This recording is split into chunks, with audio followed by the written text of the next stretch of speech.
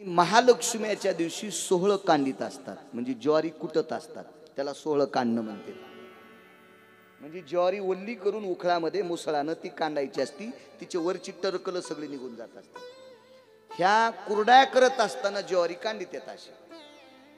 पण महालक्ष्मीच्या दिवशी ती ज्वारी कांडून तिचे टरकल काढून मग ती वाळून दळायची आणि त्याच्या पिठाचे महालक्ष्मीला फळ करत असतात. विष्णूला पत्न्या किती? 16,108. त्याच्यात लक्ष्म्या किती? 1. मग ही सोबत येते ही कोण? ही अवदासा. एरवी अवदासा कुठं असते माहितीये का? वडाच्या, पिंपळाच्या आणि मंदिराच्या पायरीला अवदासाला 3 ठिकाण. ही भगवान विष्णू परमात्म्यांची मेवणी. सोप्या भाषेत सांगतो चला. ही एका साधूला दिली. आणि साधूला अवदशीचे लक्षण काय असते माहितीये का? 10:30ला उठणे. अवदशी लक्षण सांगतो. रात्री सकाळी 10:30ला उठणे, 11:15ला ब्रश करणे, 11ला मोठा कपभर चहा पिणे, त्याच्यात 10-5 बिस्किट बुडून खाणे, मग थोडासा असं हातपाय लांबून पेपर वाचित बसणे, 1:30 वाजता स्नान करणे, एखाद्या वेळेस जर आला कंटाळा तर तसंच जेवणे, तुळशीला पाणी न घालणे, रात्री 2:30 वाजेपर्यंत टीव्ही पाहत बसणे, त्याच्यात घाणेरड्या मालिका पाहणे, पंक्तीला न जेवणे, सासू जेवायला बसली तर आपण उशिरा जेवणे किंवा आपण एकटीने खाणे मग सासूने जेवणे, तळता तळता भजे खाणे म्हणजे चविष्ट झाली का नाही पाहणे, तळता तळता भजे खाणे. मी अवदशीचे ठराविक लक्षण सांगायलो, तुम्ही अंगावर घेऊ नका, मी तुम्हाला म्हणत नाही. फक्त याच्यातले तुमच्यात कोणते गुण आहेत हे मात्र लिहून घ्या.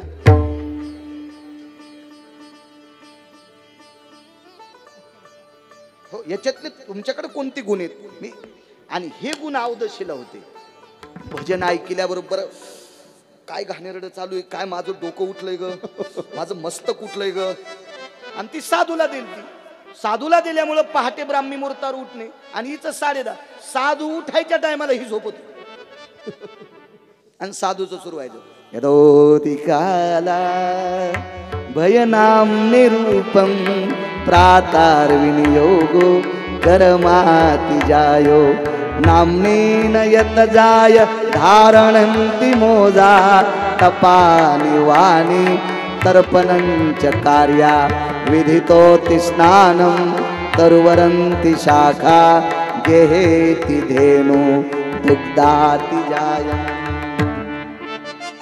हे साधूचं काम आहे. पहाटे लवकर उठणे, स्नान करणे, गंगेचं पाणी आणणे, तुळशीला घालणे, महादेवाला घालणे, मारुती राहायला स्नान घालणे, घरातली देवपूजा करणे, सगळं आटपल्याच्या नंतर नैवेद्य देवाच्या पुढे ठेवणे, तुळशीचं पान ठेवणे, पाणी फिरवणे, मग नंतर तिथून पुढे आपण पाणी पिणे, हरिपाठ म्हणणे, ज्ञानेश्वरी वाचणे, गाथा वाचणे, नित्यनेम करणे.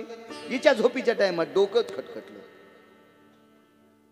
दिवस कोणाकडे पास झाला माहिती? दिवसच म्हणतात ना. सोड चिठ्ठी, सोप्या भाषेत सोड चिठ्ठी. पास करायला कोण होतं माहिती? पंढरपुरातला मालक. साधून सांगितलं, साडू बुवा, साडूच म्हणतात ना, मेहुणीच्या नवऱ्याला साडू, काही म्हणा पण आमचा दिवस करा. ती म्हणली, मी जाऊ कुठं? तू आता मंदिराच्या पायरीला बसायचं, तू वडाच्या आणि पिंपळाच्या बुडाला बसायचं, आणि शात तुमच्या इथं वडाचं झाड आहे. मग मी कोणाच्या सोबत जायचं? जो मंदिरात बसून गुटखा खाईन, तंबाखू खाईन, कोपऱ्यात थुकेल, पत्ते खेळेल, याच्या त्याच्या गप्पा साटाक्या हानील. तो जाताना तू पायरून उठायचं आणि त्याच्या पाठीमागून कष्ट्याला धरायचं आणि त्याच्या घरी जायचं. वडा पिंपळाच्या झाडाखाली जो कोण आगाव चेष्टा करीत बसल त्याच्या कष्ट्याला धरायचं आणि तू घरी जायचं. अवदासा घरी आल्यावर काय होत असेल याचा विचार करा सज्जनांनी.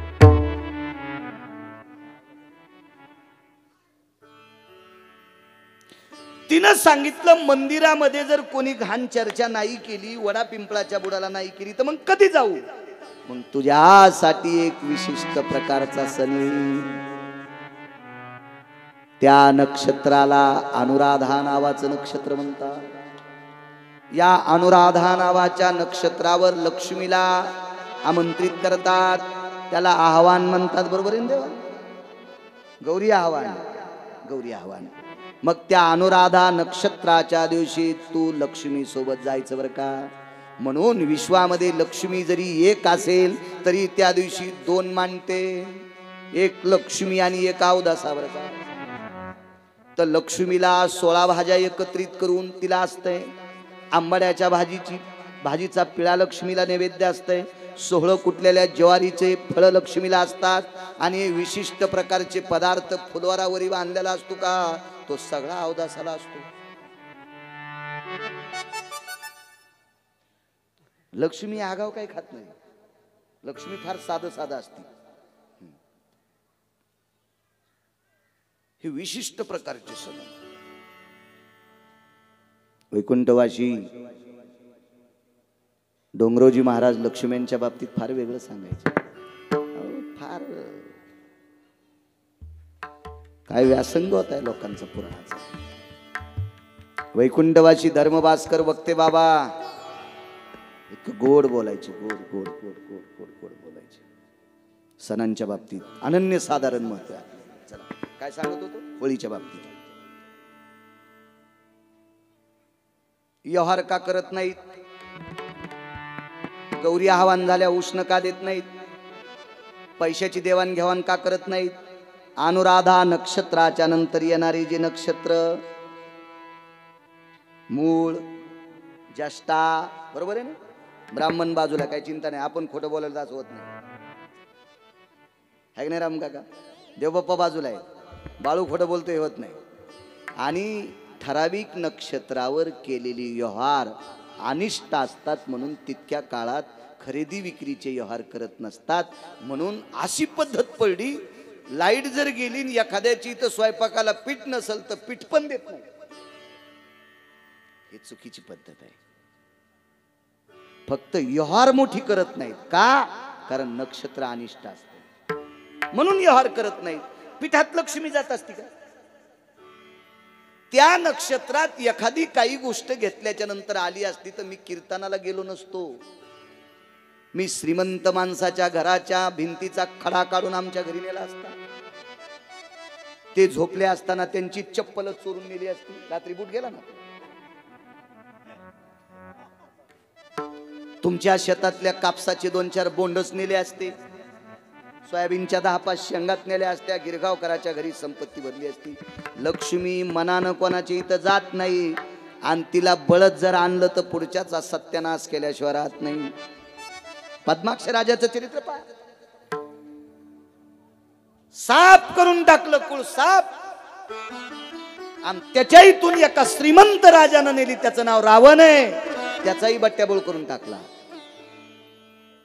लक्ष्मीला एकटीला कधी आमंत्रित करायचं नाही.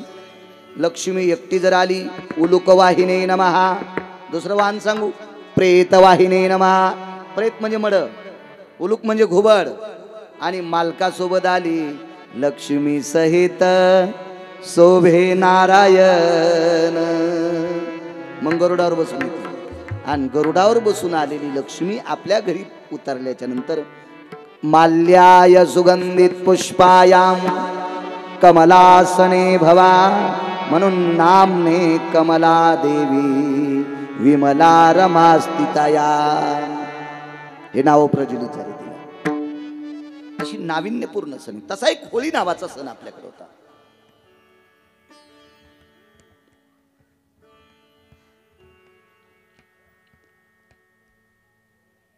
मारलं, ती मृत्यू पावली. दुसऱ्या दिवशीच्या सणाचं नाव काय? होळीच्या दुसऱ्या दिवशी सांगा ना, सांगा ना. नाही गडे, इमानदारीनं सांगा. हे लय शास्त्र शुद्ध शब्द सांगायले तुम्ही. हा काय शाब्बास. असं जागेवर येऊन बोलत जाणं. सोमाळ्या गप्पा नाही करायच्या. धुली वंदन तुम्ही करतच नाही तर कशाला आगावपणा बोलायले? धुरुडा. मी पाहतो ना, माझ्याकडे डोळे खराब आहेत का, माझ्या गोळ्या संपल्या आता का, पागल झालोय. धुरोडा. धुरड्याच्या दिवशी तुमच्याकडे प्रथा काय काय? आता मद्यपान करणे, मांसाहार करणे, कोणी प्रथा लावली माहिती आहे तुम्हाला? आपल्याकडे आपण ज्या घरी कन्या दिली जोशी काका, ती मुलगी जर तिच्या सासरी मृत्यू पावली तर बापाकडचे लोक सासरच्या लोकांना अटक करतात. कळालं ना वाक्य? हो तांदळे मामा, बरोबर आहे ना? होय गजू काका. तिच्या माहेरची लोक कस काय मेली म्हणून अटक करते. ही कुठं मेली माहिती आहे तुम्हाला? माहेरी. गुरुजी, माहेरी मेल्यामुळं तिचे मालक मेहुण्याकडे आले आणि मेहुण्याला विचारलं माझी बायको मेलीच कशी. याच्याकडे तरी कुठं उत्तर होतं? यानं सांगितलं तिनं आगावपणा केला, तिला अग्नी प्रसन्न होती, मी काय म्हणलं नाही माझ्या मुलाला जा, पण ती मृत्यू पावली. याला शांत बसावा म्हणून मद्याचा कुंभ दिला. मद्य पेल्यामुळं याचा जठराग्नी भयानक तापल्यामुळं याला मांसाहार दिला. वाक्य थोडक्यात आठवितो. त्याची बायको पौर्णिमेच्या दिवशी मेली म्हणून त्यानं जास्त दारू पिली. मुद्दाम होऊन धुरड्याच्या दिवशी दारू पिणाऱ्याचं कोण मरतय?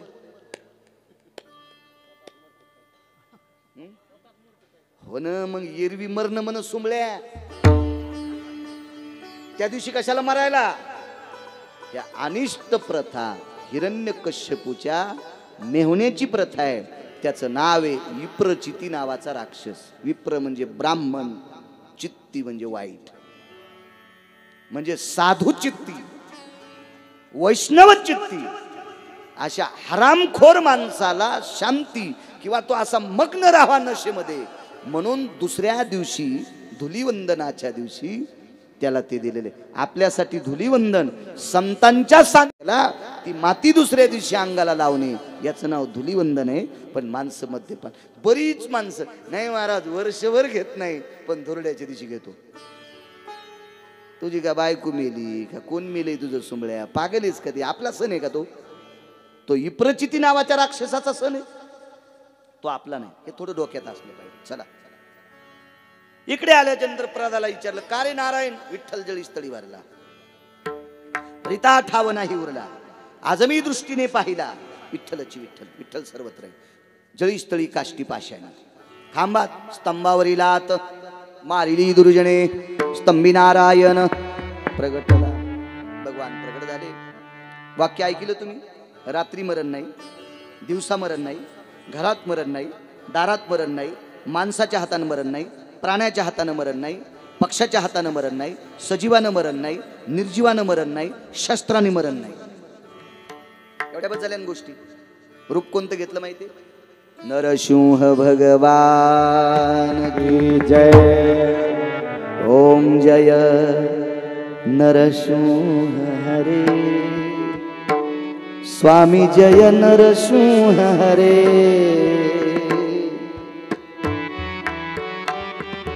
भगवान नरसिंह भगवान प्रगट. लक्ष्मी सरस्वती नरसिंह भगवान. माणसाच्या हाताने मरण नाही. इथून खाली माणूस. प्राण्याच्या हाताने मरण नाही. इथून वरी केशरीचं डोकं.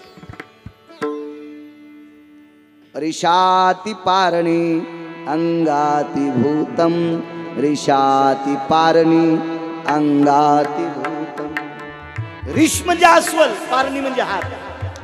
हात अस्वलाचे, शरीर माणसाचं आणि डोकं शिवाचं.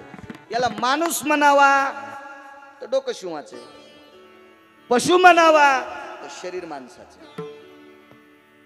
माणूसही नाही, पशु नाही, पक्षी नाही, राक्षस नाही, देव नाही. असं त्यानं म्हणायचं बरं का? त्यानं, आपण नाही. आपण फक्त देव म्हणायचं. असं कोणी म्हणायचं? हिरण्यकश्यपू. मग संधी प्रकाश नावाचा एक प्रकाश असतो. सूर्य अस्ताला पावल्याच्या नंतर भगवान सूर्यनारायण प्रकाश देवतेचे किरण या रजकणात मिसळलेले असतात. सूर्याचं बिंब जरी मावळलं तरी रजकणात विलीन झालेला प्रकाश 15 ते 20 मिनिटापर्यंत प्रकाश दिसत असतो. त्याला संधी प्रकाश म्हणतात. पाहाला लावलं सूर्य नैवम भास्करोति बिंबानाम म्हणजे दिवस नाही. बरं रात्र म्हणावा तर अंधार नाही ग, रात्र नाही आणि दिवस नाही, मधला काळ घेतलं उमऱ्यावर. गेहेशी त्यागा वैवासिताम नैव गेहेशी त्यागा मद्यानि बिंबानि सर्वादि रूपम. अंगण नाही दार नाही, उमरा घेतला, मांडीवर घेतलं आणि पाहायला लावलं. मी माणूस आहे का नाही, राक्षस आहे का नाही, पक्षी आहे का नाही, पशु आहे का नाही, हातात शस्त्र आहे का नाही, नखाने चिरला. नख सजीव का निर्जीव? सजीव ना निर्जीव दोन्हीतूनच सुटले. नख जर निर्जीव म्हणायचे तर मग वाढतेत कसे? गजू काका, आता हे मंडपाचे खांब लोखंडाचे निर्जीव आहेत. हे जर सजीव असते तर मंडप आकाशाला गेला असता ना पुढच्या पुण्यतिथीला. हे काय निर्जीव आहेत. मग नख जर निर्जीव म्हणावा तर महिनाभर कापू नका बरं. काही काही साधूच्या नखाच्या चुंबळी झाल्या, असं हातावर टाकलं तरच खाते, त्याला खाताच येत नाही. चुंबळी झाल्यात नखाच्या चुंबळी. नखाला जर निर्जीव म्हणावं तर वाढतेत कसे, आणि सजीव म्हणा तर कापताना दुखत काम नाही. तुम्ही जरा माग कापा बरं, दुखत का नाही? तर माग इकडे कांड सोडून कापा ना, दुखत का नाही? सजीव आहे ना. मग नख सजीवाच्या तत्वात येते आणि निर्जीवाच्या बी तत्वात येते. नयेन ती नामने यज्जायेतन क्रिया दहंती ती सजीवा जडत्वाति काया. मन जडाला जर स्वाभिमान झाला असेल तर त्यानं म्हणायचं, निर्जीवाला स्वाभिमान झाला असेल तर तू हे, सजीवाला स्वाभिमान झाला असेल तर नख तू हे. त्याला सांगितलं सजीव का निर्जीव? बाण आहे का नाही, तलवार आहे का नाही, चाकू आहे का नाही, बर्छा आहे का नाही, भाला आहे का नाही. करू का सुरुवात? करा म्हणून. धरोनिया दैत्य वेगी मांडीवारी. क्या बात आहे? धरोनिया दैत्य वेगी मांडीवारी. धरोनिया दैत्य वेगी मांडीवारी. धरोनिया दैत्य वेगी मांडीवारी. नखाने तो चिरी पोटा त्याचे. नखाने तो चिरी पोट त्याचे. धरोनिया दैत्य वेगी मांडीवारी. धरोनिया दैत्य वेगी मांडीवारी. नखाने तो चिरी पोट त्याचे. नखाने तो चिरी पोट त्याचे. धरोनिया दैत्य वेगी मांडीवारी. धरोनिया दैत्य वेगी मांडीवारी. गाथ्यातला पुरावा दिला. आणि गाथ्यातला पुरावा माथ्यात बसत असतो बरं. तुम्हाला आई सांगायची असेल, बाप सांगायचा असेल, भाऊ सांगायचा असेल, बहीण सांगायची असेल, भाचा सांगायचा असेल, मामा सांगायचा असेल, कुत्र सांगायचं असेल, मांजर सांगायची असेल, बैल सांगायचा असेल, डुक्कर सांगायचा असेल, पुरावा गाथ्यातला द्या. कुत्र्याच्या बाबतीत पण काल सांगितलं, देशोदेशी धाक जयाच्या उतरे तयाचे कुत्रे परिभर. वजनदार माणसाच्या दारातलं कुत्र परवडलं आणि भिकार चोटाचा मालक परवडत नाही. निचाचे चाकर खाती मार. निचाचे चाकर चुकलिया खाती मार.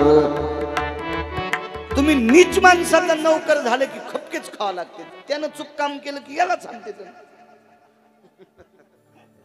तुम्ही काही पहा राजहंस बघा, कावळा सुद्धा गाथ्यातूनच आहे का. कावळे ढोपरा कंकर तितिरा राजहंस चारा. सर्प बी ऐका, तुका म्हणे सर्प इंचू नारायण वंदावे दुरुण शिव. भुजंगाची पिली उपजताची वेगळी, कोणतया डंखू शिकविला.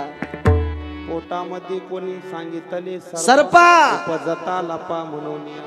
पोटामध्ये पोटामध्ये कोणी सांगितले सर्पा, आणि जन्माला बरोबर लपा. कोण सांगितलं? लपते. त्याला माहिती आपली माय खाती. माय सर्पीन की बोका, माय बापे जरी सर्पीने की बोका, हा. त्याच्या सवयी सुका न पवे बाळा. काही पण ऐका. कशातलं ऐका? गाथ्याचा पुरावा. कोणीकडत नाही ऐकायचं. भावाची हौस मोठी. भाऊच नव्हता का बाईला? भावाची हौस मोठी, म्याग चिखलाचा केला. कोणी कुण पाऊस आला, दादा मवा इगरून गेला. दळता दळता भावाला गाणे म्हणाली. इकडे म्हण ना. बहिणीची हौस मोठी, म्यागची पाटाची केली. बहिणीची हौस मोठी, म्यागची पाटाची केली. कोणी कुण वाटुळ आले, हरण उडून गेले. गुरगुर गुरगुर. हे कशाला डोक्यातलं? अहो गाथ्यातलं माथ्यात बसत असतंय, माथ्यातलं उतू जात असतंय. म्हणून गाथ्यातलं माथ्यात बस जा. माथा दुरुस्त करत असताना गाथा बघायचा, काही नाही पाहायचं. हल्ली भागवतात गाथा नाहीच, सगळं डिंगटॉंग तिकडच. आणि हल्ली भागवतात जास्त आनंद माणसां बायका नाचवणं. जास्त जास्त झालं बरं का. बायका आणि माणसं एकत्रित नाचवणं हे जास्त झालं. मला वाटते अशी ज्याला जास्त हौस आहे याला विशिष्ट प्रकारचा नरक असेल. 14 पैकी वेगळा नरक असेल. वेगळा. पाया पडतो तुम्ही चैतन्य स्वामीच्या नगरीतल्या मावल्या, नाचा, पण तुमचा स्वतंत्र हरिपाठ घ्या. सगळ्यांच्या गळ्यात टाळ महिलांच्या, तुम्ही तुमच्या महिमेत हरिपाठात नाचा, पण तुमच्यात आम्हाला घेऊ नका. तुमच्यात आम्हाला घेतलं की पैठणच्या मालकाला आवडत नाही. गिरगावचा बाळ्या काही बी सांगलो, तुम्ही कशाला मान्य करता? पण गिरगावच्या बाळ्यानं गाथ्यातलं सांगितलं तरच मान्य करा. ऐका पैठणच्या मालकांचं, ऐका ऐका ऐका. कोण पैठणचे मालक? 36 वर्ष जगाचा बाप आपण गोनगुळ्या उघडू उघडू बेजारी तरी आपल्या स्वप्नात नाही. आणि तो नाथांकडे धोत्र धुवाला होता. धोत्र हरिपंडिताचे कपडे धुतले, गिरिजा काकींचे लुगडे धुतले, लुगडे. त्या मालकांचं वाक्य मारा. त्या मालकाच्या वाक्याला तडा दिल्यावर आपल्याला कुठं हरपळा हे देवाला तरी कळन का? म्हणून विशिष्ट प्रकारचा एक वर्ग आहे बरं का प्रत्येक गावात. ते परमार्थ गढूळ करण्याच्या ना मागे. त्याला काही घेणं नाही, त्याला फक्त परमार्थ गढूळ करायचा आहे. पण विशिष्ट प्रकारच्या वर्गाला राग आला तरी येऊ द्या, पण या स्वामींच्या परंपरा तुम्ही मोडू नका. या स्वामींचे तत्व सांभाळा, या संन्यासाचे तत्व सांभाळा, या ब्रह्मचार्याचे तत्व सांभाळा. तुम्ही गावाचं स्वर्ग व्हायला वेळ लागणार नाही.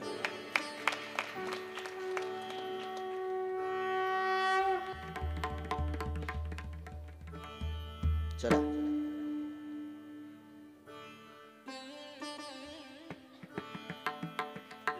मारलं हिरण्यकश्यपूला.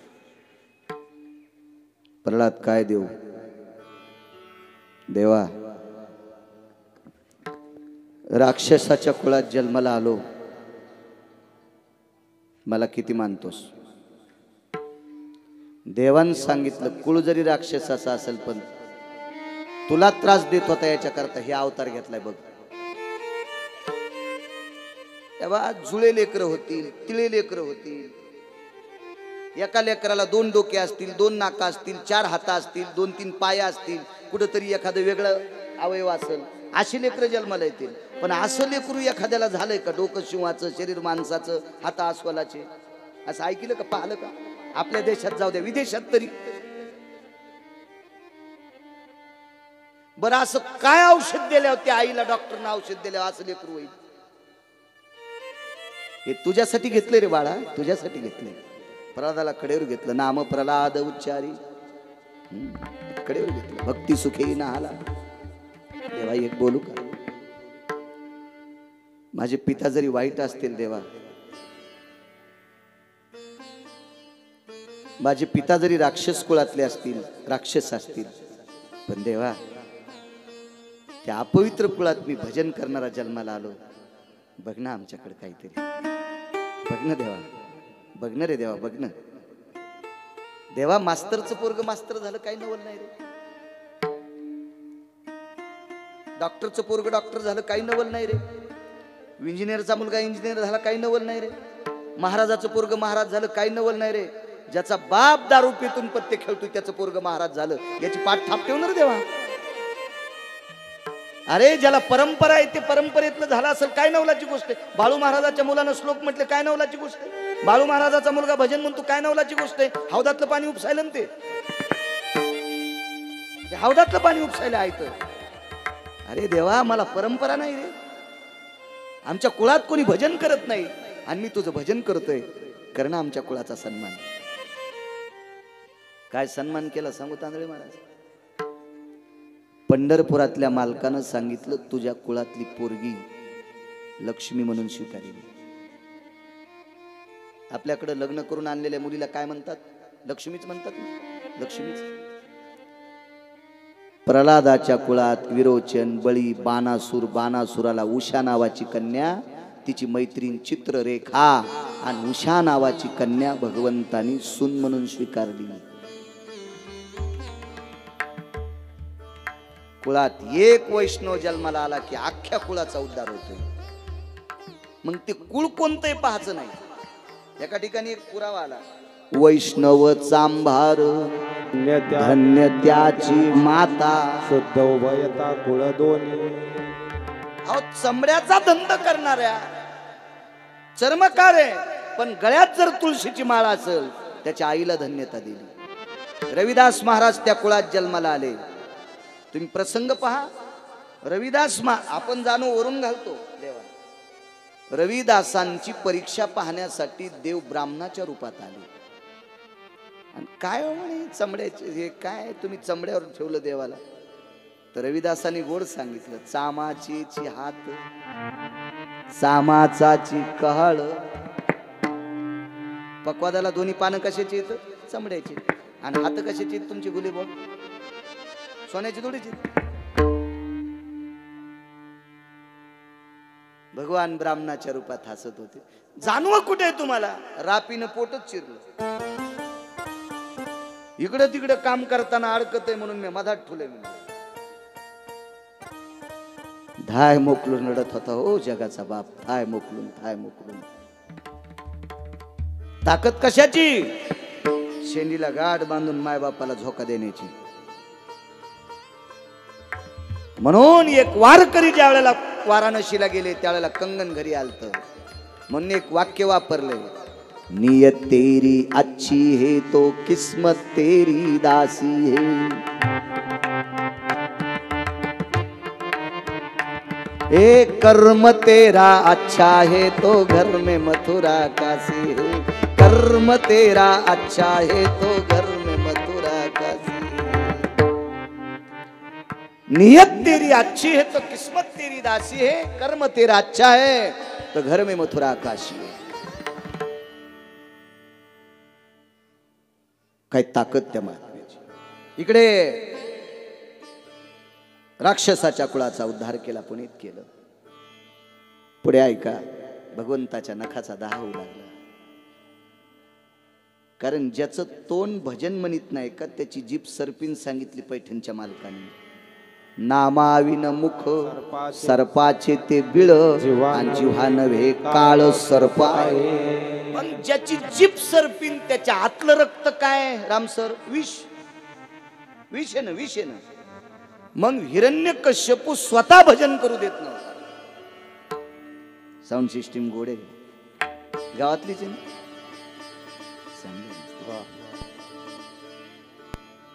लग्न झाले ना.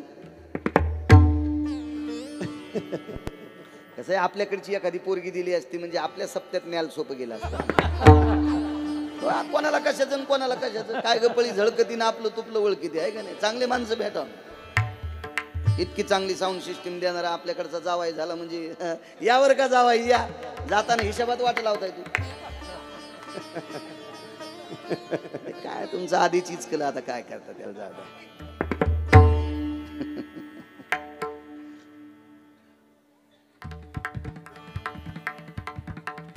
नखाचा दाह होऊ लागला तेव्हा ज्याच्या वाणीमध्ये भगवंताचं चिंतन नाही त्याचं पूर्ण शरीर विस्मय असते. विस्मय असते. ज्या वेळेला भगवंताने त्याचं पोट विदारलं त्यावेळेला त्याचं विष नखाला दाह करीत होतं. करावं काय, भगवंतानं अशी नखे झटकिल्याबरोबर हिवराच्या झाडावर पडलं. हिवराची दाट सावली सज्जनी वाळीली. तुम्हाला एक सांगू का, आजही हिवराच्या लाकडावर स्वयंपाक करण्यासाठी जुन्या काळातल्या मावल्या नाकारतात. हिवराचं लाकूड इस्तवात टाकल्याच्या नंतर त्याच्यात विशिष्ट प्रकारचा एक धूर आहे. तो धूर शरीरातलं सूक्ष्मीकरण करण्याऐवजी फुफ्फुसावर अटॅक करून शरीरावर इतरत्र प्रकारचे रोगाचे कारण वाढवत असतो तो धूर. तुम्हाला एक सांगू का, एक ठराविक लाकडं आहेत हवनात वापरली जातात सामुग्री. मला तिला समिधा म्हणतात ना. समिधा रुटीचा असेल, आंब्याचा असेल, वडाचा असेल, पिंपळाचा असेल, जांभळीचा असेल, शमीचा असेल. ही ज्या वेळेला विस्तवात लाकडं पडतात आणि यांच्या अग्नीवर तूप, जव, तीळ, गूळ, अक्षद ह्या लाकडांच्या सानिध्यात ज्या वेळेला एकरूप होऊन जळतात का त्याचा धूर वस्तूचं सुद्धा सूक्ष्मीकरण करत असतो. म्हणून आपल्याकडे वास्तुपूजा करण्याची पद्धती ते ह्या वस्तू टाकून. हिवराला एक विशिष्ट प्रकारची अशी गंडल येतात. हिवर जर जुनाट असेल ना त्याच्या फांद्याला अशी गंडल येतात. सुनेला जर सासू आवडली नाही तर एका दिवशी संध्याकाळी खिचडी, भजे, कुरकुरीत पापड सासूला यथेच्छ खाऊ घालायचे आणि एक हिवराचं गंडल आणून असं बारक्या दगडावर घासायचं आणि थोडंसं दुधात टाकायचं आणि म्हणायचं आत्या हळदीचं दूध प्या. सकाळच्याला कपडा आणायला जायचं. सोपं झालं त्याला. अण्णा पण नाही हो नाही, ऐका ना पुढचं अण्णा, ऐका ना पुढचं. असं कसं सांगल काय बी. मग ज्या सुनेनं सासूसाठी असं केलं त्या सुनेला अशी सून भेटणार. दिवा लावता लावताच सासू झोपल्याच्या नंतर मुद्दाम अंगावर टाकणार. बाई रात्री उंदरानं दिवा पाडला आणि आत्या रात्रीच जळाल्या. अशी सून तिला भेटल. हिवरामध्ये 20 सांगितलं बरं. अजून 5 चार तत्व आहेत पण वेळ फार पुढे गेलाय. आज काय करायचं माहितीये का, भगवंताचा जन्म म्हणून नारळ तर फोडायचंच. मग सांगतो सगळ्या कथा. इंटरव्हेल तुम्ही म्हणू लागले बापू बरं आता हे माणसं आहेत मी का रेडे आहे का, मग का गुडघे दुखत नाहीत का, मग तर एरीच अपघातात मोडलेले आहेत याच्यानंतर आधीच तर रेंज येते. पण 1 तर 3 तास हल्ली 3 तास भागवतात झाक्या मध्ये एक अर्ध प्रमाण तर बद्ध आहे मुद्दाम आहे. प्रमाण पुरावा देण्यासाठी आहे पुरावा. काय होतं माहितीये का, जितका वेळ भगवंताच्या चिंतनात घातला का तितका वेळ वक्त्याला त्याचा आशीर्वाद मिळत असतो.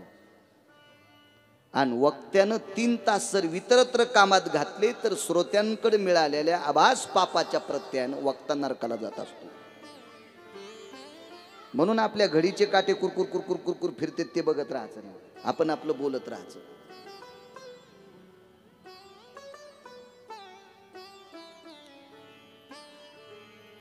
योग असा आला हिवरा पवित्र झाला. 7व्या अवतारामध्ये विकल्प नावाचा एक प्राण आहे. एक जीवातली एक व्यक्ती आहे. हा विकल्प हिवराच्या झाडावर आरक्षित झाला. एकाही झाडानं विकल्पाला आपलंसं केलं नाही, हिवरानं आपलंसं केलं. आणि मंथरा ज्या वेळेला पुष्पान्य करता निघाली त्यावेळेला मंथरा त्याच झाडाखाली बसली. त्यावेळेला विकल्प तिच्या अंगावर गेला. विकल्पाला हिवराच्या झाडावर बसण्यासाठी देवतेनं सांगितलं. कारण विकल्पाला सांगितलं एकही झाड अपवित्र नाही तुला बसू द्यायला. बेशरम सुद्धा बसू देणार नाही. बेशरम सुद्धा बसू देणार नाही. का नाहीच जर काठी भेटली तर पताका बेशरमाच्या काडीत पण लावता येते. कारण पताकीत इतकी ताकद आहे. काडी कोणती लावली ती सांगूच नको. पताका त्याला पवित्र करते. साबरी वाढिन्नल्या सरळा वरी फळनात पोकळा कास्तन झाले गळा शिळी जैशी. एवढं अपवित्र. म्हणून तर गोकर्ण चरित्रामध्ये 7 कांड्याच्या येळूमध्ये धुंदुककारी बशिलता.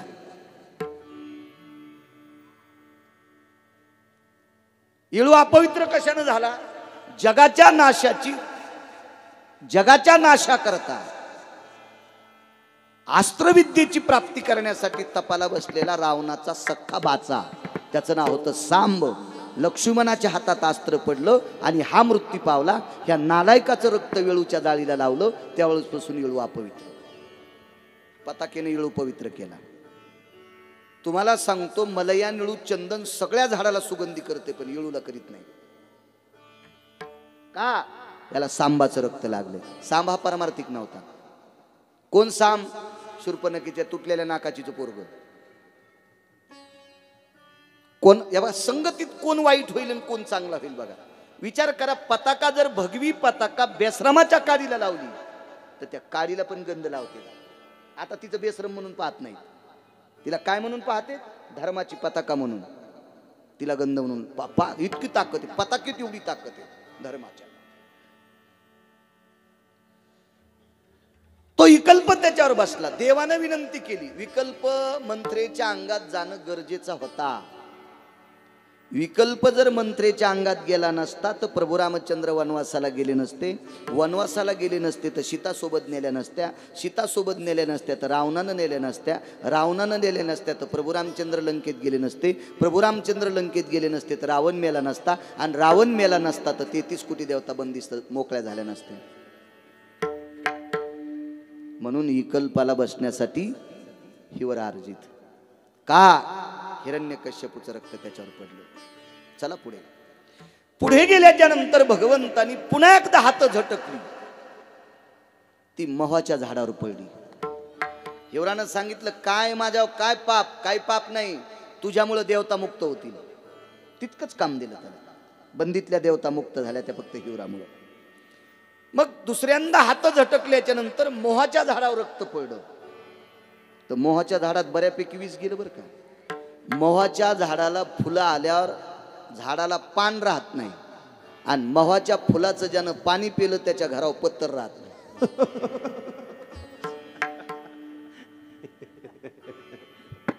हे ओरिजिनल विष गेलं मोहाच्या झाडाला. ओरिजिनल. पण तोही शरण आला. आमचं काय असं पाप की देवानं आमच्यावर टाकलं. मग लुप्तादि पिंडाति वसंती काला यतोति तर्पण्य द्रोणे स्थितायाम यत चंदनेनम यत पिंड जायम पितरादि तृप्ती आधिपत्याति जायम. त्याला वरदान दिलं. पितृपक्षाच्या दिवशी तुझ्या पानाची केलेली पंत्रवाळी त्याच्यावरचा नैवेद्यच पितराला अर्जित होईल. आणि त्या मोहाच्या पानाचा द्रोण करायचा. त्याच्यात ती हळीत उघडायची आणि तोच गंध पक्षाच्या दिवशी पितराला लावायचा या बोटाने. त्याला ते वरदान देऊन टाकलं. आता थोडंसं विष राहिलं बरं. मग करावं काय? औदुंबराचं झाड होतं. त्याच्या पानामध्ये नख रोवली. देवाचं विष शमन झालं. औदुंबरानं सांगितलं प्रभू हे काय टाकलं आमच्यावर? काही काळजी करू नका. तुमच्या 3 देव बसतील. ब्रह्म विष्णू महेश. चतुरस्थानी अष्टमस्थानी आणि द्वादशस्थानी ज्या वेळेला गुरु येत असतो त्यावेळेला माणसाला तो अनिष्ट ठरत असतो. ज्याला चतुर अष्टम आणि द्वादश स्थानात गुरु असला की दुसऱ्याचं भांडण मिटवायला जाणाऱ्याला पण काठी लागत. गुरुचा कोप असा असतो.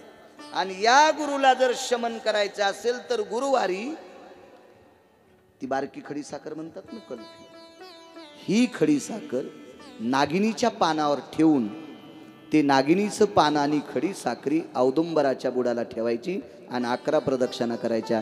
दिगंबरा दिगंबरा श्रीपाद वल्लभ दिगंबरा, दिगंबरा दिगंबरा श्रीपाद वल्लभ दिगंबरा, दिगंबरा. टाळी टाळी वाजवा सर्वांनी, भजन करा. श्रीपाद वल्लभ दिगंबरा, दिगंबरा दिगंबरा श्रीपाद वल्लभ दिगंबरा. अवधूत चिंतन श्री गुरुदेव.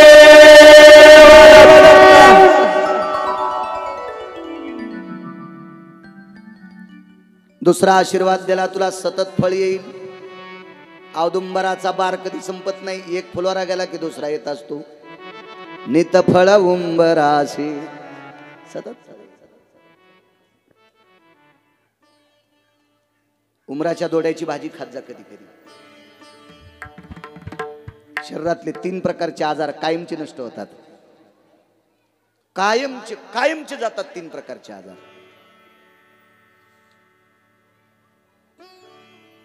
वक्ते बाबा सांगायचे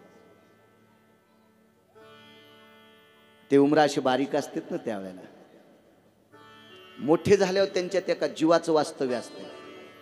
पण ज्या वेळेला बारीक असतात का त्यावेळेला त्याच्यात जीव नसतो. एकदम ती अशी